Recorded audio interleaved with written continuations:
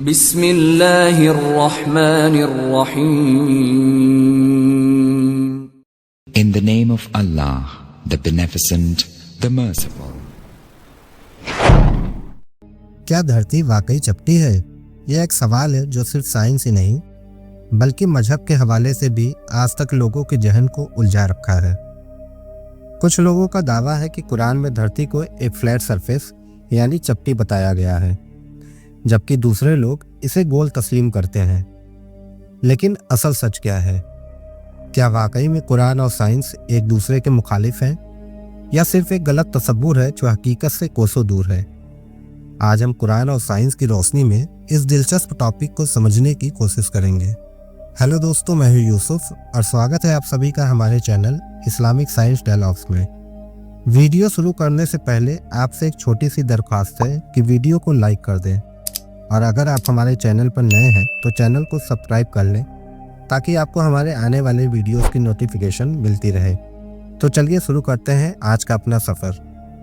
दोस्तों, आज साइंस के दौर में हमारे पास ना सिर्फ फैक्ट्स हैं बल्कि ऐसे सबूत भी हैं जो धरती के गोल शेप को साबित करते हैं।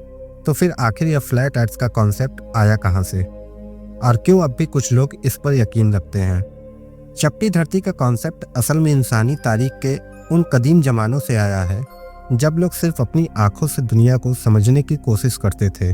पुराने ज़माने के लोग जब अपने आसपास देखते तो उन्हें ज़मीन एक सीधी और समतल सरफेस लगती थी, और उनका यकीन था कि धरती एक फ्लैट डिस्क की तरह है। इस सोच को बेबीलोनियन और ग्रीक कौमों ने अपने नक्शों और अकीदों में दिखाया भी, और यह अकीदा उस वक्त तक मजबूत रहा जब तक इंसानी इल्म और टेक्नोलॉजी ने आगे बढ़कर नई डिस्कवरीज नहीं की। 6th सेंचुरी BC में पाइथागोरस ने गोल धरती का पहला तस्वुर दिया, लेकिन उनका यह आइडिया पूरी तरह से लोगों में आम नहीं हुआ और लोगों ने इसे नाकार दिया। इसके बाद अरस्तु ने अपने ऑब्जर्वेशन जैसे सूर्य ग्रहण के वक्त जमीन की परछाई को देखकर गोल धरती के कॉन्सेप्ट को दोबारा मजबूत बनाया।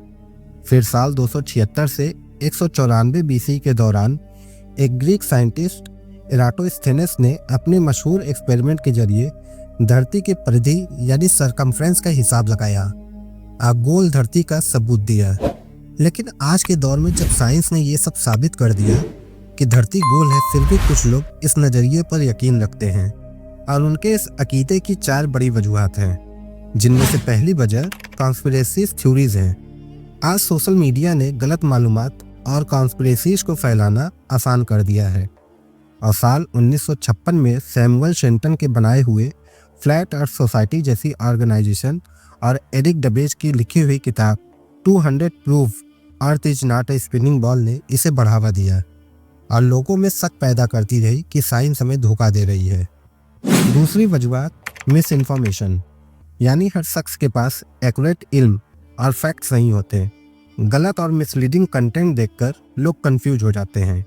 तीसरी वजूहत है मजहब की गलत तफसीर, यानी कुरान की कुछ आयतों को लिटरल समझने की वजह से लोग यह मान लेते हैं कि कुरान धरती को चपटा बताता है, जबकि असल में तफसीर और कंटेक्स्ट को समझना जरूरी है। चौथी वजूहत है इमोशनल अटैचमेंट, यानी कुछ लोग अपने पुराने अकीदों और सोच से जुड़े होते हैं जो उन्हें नए इल्म और डिस्कवरीज को तस्लीम नहीं करने देती। नाउ द क्वेश्चन इज, क्या कुरान में वाकई धरती को चपटी बताया गया है? अगर हम कुरान की बात करें तो कुरान में ज़मीन का जिक्र कुछ इस तरह किया गया है, कसम ज़मीन और उसके फैला दिए जाने की। अब कुछ लोग सूरह अश-शम्स की इस आयत 6 का हवाला देते हैं और वो कहते हैं कि यहाँ फैलाने का मतलब धरती के फ्लैट होने की तरफ इशारा है, जबकि अगर हम कुरान की तफसीलात की गहराई में जाएं तो यह बात समझ में आती है कि कुरान में अल्लाह ताला जब अर्द का जिक्र करते हैं तो इसका मतलब सिर्फ हमारी ज़मीन अर्थ नहीं, बल्कि इस कायनात में मौजूद तमाम प्लैनेट्स या ज़मीनें भी हैं जो कायनात के कोने कोने में फैले हुए हैं। ये उन सब की तरफ भी इशारा करती है जो हमारे मॉडर्न साइंटिफिक नज़रिए के साथ बिल्कुल मैच करता है। कुरान ने कभी भी ज़मीन के फ्लैट होने का दावा नहीं किया, बल्कि कुरान के लफ्ज़ों को अगर असल अरबी ग्रामर और कॉन्टेक्स्ट में समझा जाए तो यह गोल धरती के कॉन्सेप्ट को सपोर्ट करती है। मसलन सूरह अन-नाजियात की आयत 30 में फरमाया गया, अल अर्द बाद जालिका दहाहा। यहाँ दहाहा का लफ्ज़ इस्तेमाल हुआ जिसका अरबी जुबान में मतलब एक शेप्ड या अंडे जैसी होती है। यह लफ्ज़ धरती के स्लाइटली इलिप्टिकल शेप की तरफ इशारा करता है, जो साइंस से भी तस्दीक होती है। फिर सूरह अज-जुमर की आयत 5 में फरमाया, वो रात को दिन पर और दिन को रात पर लपेट देता है। यहाँ लपेटने का तसव्वुर तभी मुमकिन है जब धरती गोल हो। एक फ्लैट सरफेस पर डे और नाइट का ट्रांजिशन लपेटने के अंदाज में मुमकिन नहीं। फिर सूरह लुकमान की आयत 29 में, क्या तुमने देखा कि अल्लाह कैसे रात को दिन और दिन को रात में घोलता या दाखिल करता है। फिर सूरह यासीन की आयत 37, और एक निशानी उनके लिए रात है जिसपे से हम दिन को खींच लेते हैं तो उन पर अंधेरा छा जाता है। ये आयतें एक ऐसे स्ट्रक्चर को साबित करती हैं जो ना सिर्फ गोल बल्कि रोटेशनल भी हो। और इन सारी बातों से यह पता चलता है कि कुरान और साइंस एक दूसरे के मुखालिफ नहीं, बल्कि साइंस भी उन्हीं चीज़ों की तस्दीक करती है जो कुरान में पहले से ही मौजूद हो। कुरान पाक की हर आयत, हर बात हमें अल्लाह की कुदरत और इल्म की गहराइयों का एहसास दिलाती है, जिसका जिक्र सूरह रहमान में कुछ यूं है।